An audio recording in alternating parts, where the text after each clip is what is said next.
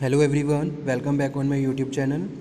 Advertising management में जो आज हम टॉपिक डिस्कस कर रहे हैं वो है ऑब्जेक्टिव्स, फंक्शंस और significance of advertising a product. ठीक है, अगर मैं कोई भी एक पर्टिकुलर प्रोडक्ट की बात करूं और उसको प्रमोशन की बात करूं, ठीक है, यानी कि अगर आप उसको एडवर्टाइज़ कर रहे हो तो उसके क्या क्या मेन ऑब्जेक्टिव्स होते हैं, कौन कौन से मेन फंक्शंस होते हैं और उसका क्या इंपॉर्टेंस होता है, ठीक है, क्या सिग्निफिकेंस है उसका। So let's cover what are the main objectives of advertising. ठीक है, as we know advertising is a paid form of non personal presentation by identify sponsor. ठीक है, it is also a salesmanship without the salesman. तो advertising क्या है? It is a method of promotion. आपका जो भी प्रोडक्ट है, if you have any new product, first of all you have to create awareness.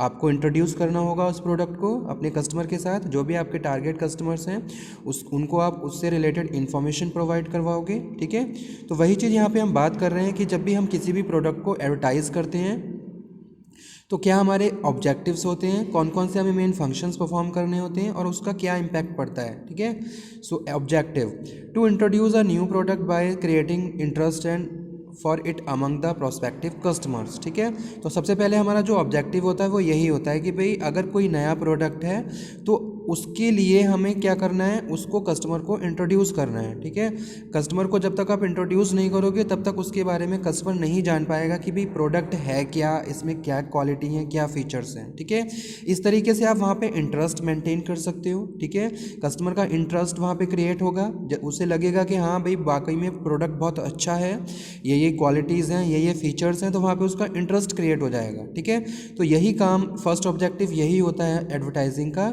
To introduce new product and by creating interest for it among prospective customer. जितने भी आपके customers हैं, जो भी आपके टारगेट कस्टमर्स हैं, आप उनको इंट्रोड्यूस करोगे और इंटरेस्ट क्रिएट करोगे।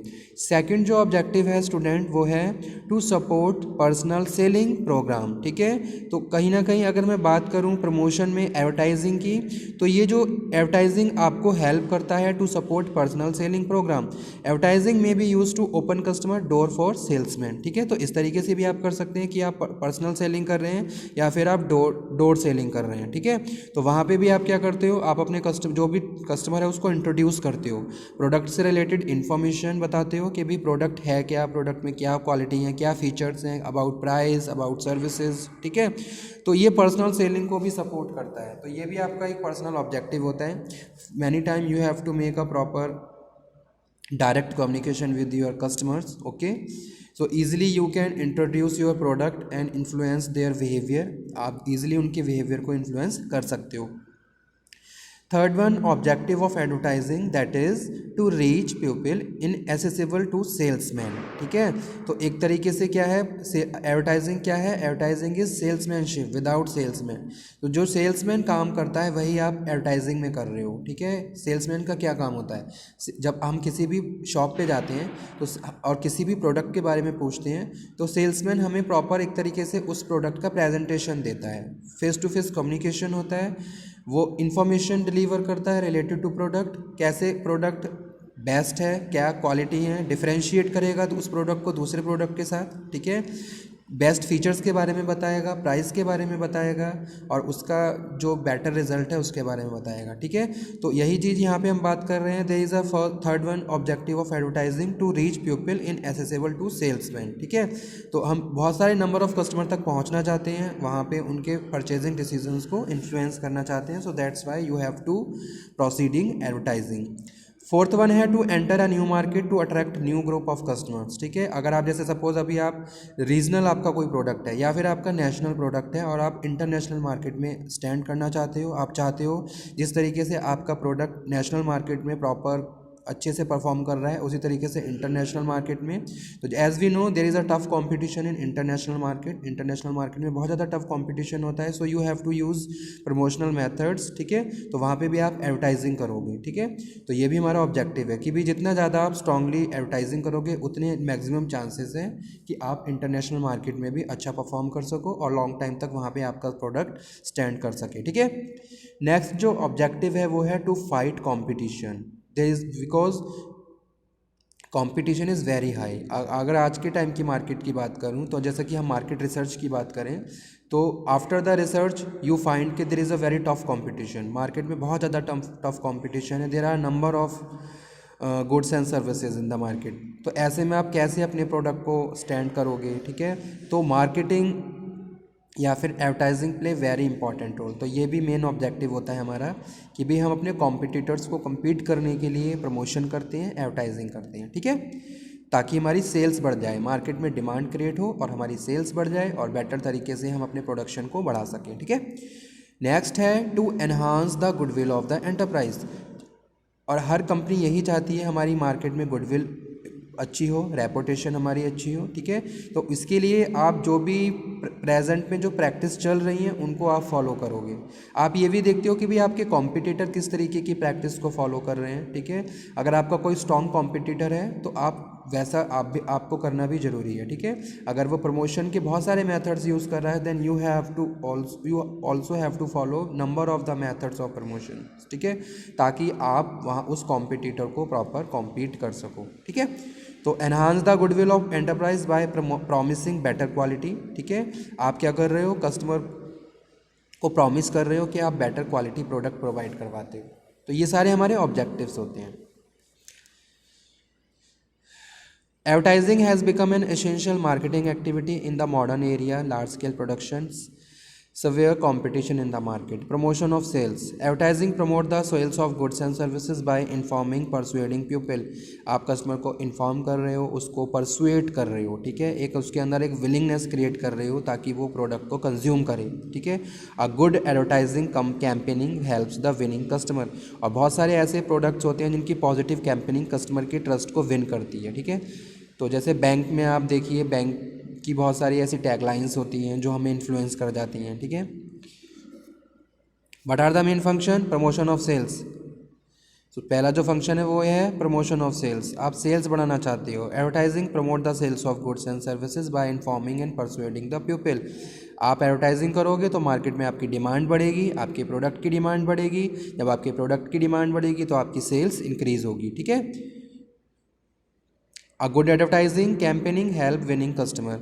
Introduction of new product. Second जो फंक्शन है वो है आप कोई नया प्रोडक्ट मार्केट में लेके आए, जैसे कि आपका कोई नया प्रोडक्ट मार्केट में लॉन्च हुआ, ठीक है, तो उसके लिए आप प्रमोशन करोगे। तो ये भी इंपॉर्टेंट है। Advertising help the introduction of new product in the market. A business enterprise can introduce itself and it product to public through advertising. Increasing standard of living. Advertising क्या है, एडवर्टाइजिंग हमारे living standard को भी बढ़ाता है, तो ये भी इंपॉर्टेंट फंक्शन है। कस्टमर के लिविंग स्टैंडर्ड को इंक्रीज करना, that is also very important terms related to economic condition of country also, ठीक है। जितना ज़्यादा लिविंग स्टैंडर्ड बढ़ेगा उतना कंट्री का इकोनॉमिक भी डेवलपमेंट होगा। So advertising educate the people. Advertising क्या कर रहा है, लोगों को एजुकेट कर रहा है, उनको अवेयर कर रहा है मार्केट में, ठीक है, about the product and services and its uses also. It is advertising which has helped people in adopting new way of life. किस तरीके से अपने लाइफ को डिफरेंट तरीके से जी सकते हैं, ठीक है, और उसको कैसे हम एक डिफरेंट वे में ले जा सकते हैं। So it has contributed a lot toward the betterment of standard of living. और हर कस्टमर यही चाहता है कि हमारा लिविंग स्टैंडर्ड बढ़े, ठीक है। हमारी जो नीड है, फिर हमारी वांट आती है, फिर हमारी डिज़ायर आती है, लग्जीरियस हम कंज्यूम करना चाहते हैं, ठीक है।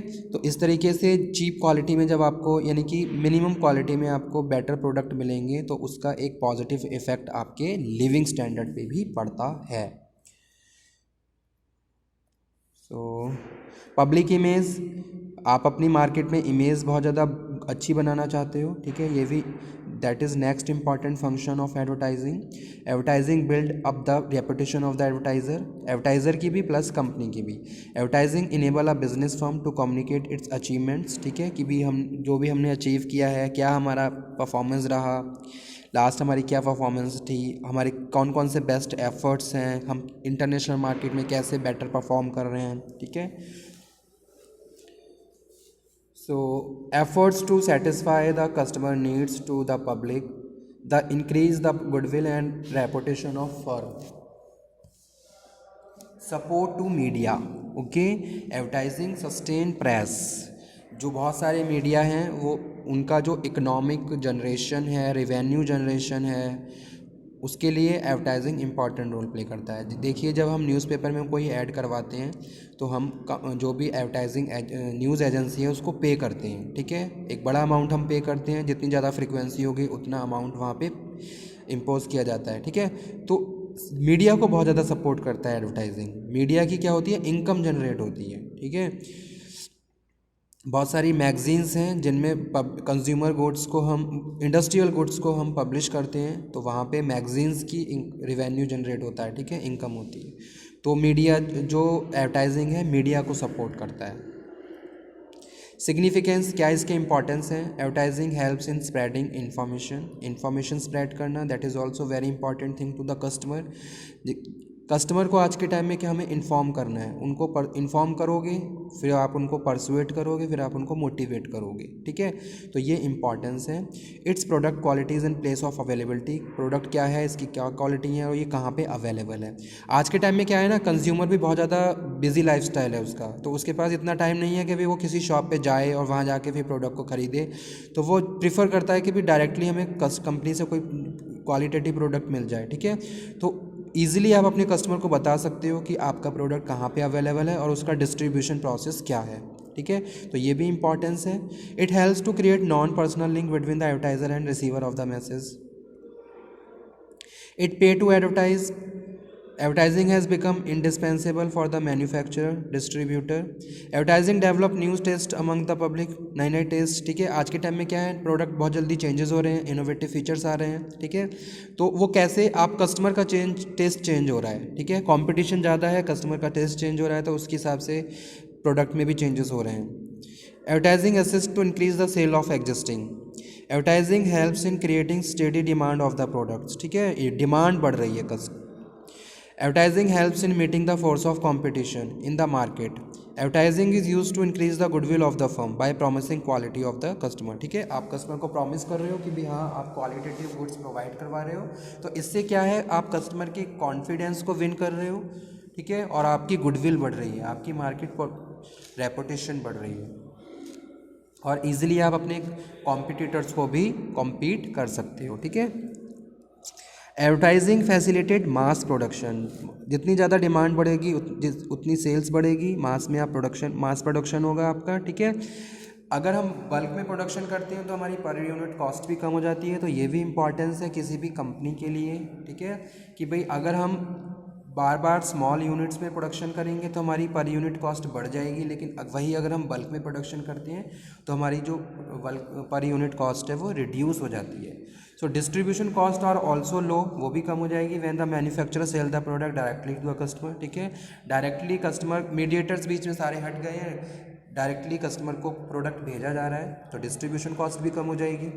Advertising also facilitate distribution of the product through the retailer who encourage the deal in the advertise product, ठीक है, जो एडवर्टाइजिंग को एनकरेज कर रहा है, ठीक है। तो ये सारे इंपॉर्टेंट पॉइंट्स थे related to significance of advertising और फंक्शंस और objective. Okay student, thank you very much, thanks a lot. If you have any doubt, any query, then you can again discuss. Next slide में फिर से हम discuss करेंगे एक नए topic को। Thank you.